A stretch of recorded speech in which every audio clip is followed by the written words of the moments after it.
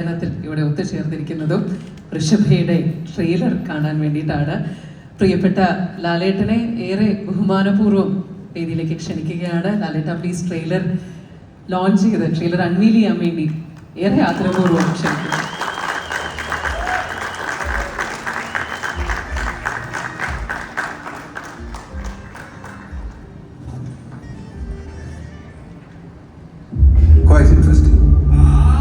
തന്റെ സ്വപ്നങ്ങളിൽ ഹിംസ, രക്തവർഷം, യുദ്ധം എന്നീ കാര്യങ്ങൾ അദ്ദേഹം നമ്മളെല്ലാവരും കാത്തിരിക്കുന്നത് അദ്ദേഹത്തിന്റെ വാക്കുകൾക്ക് തന്നെയാണ്. പക്ഷെ അതിന് കുറച്ച് സമയം കൂടി കാത്തിരുന്നാൽ കുറച്ചുകൂടി കാത്തിരിപ്പിനൊരു മധുരം ഉണ്ടെന്നല്ലേ ലാസ്. Thank you.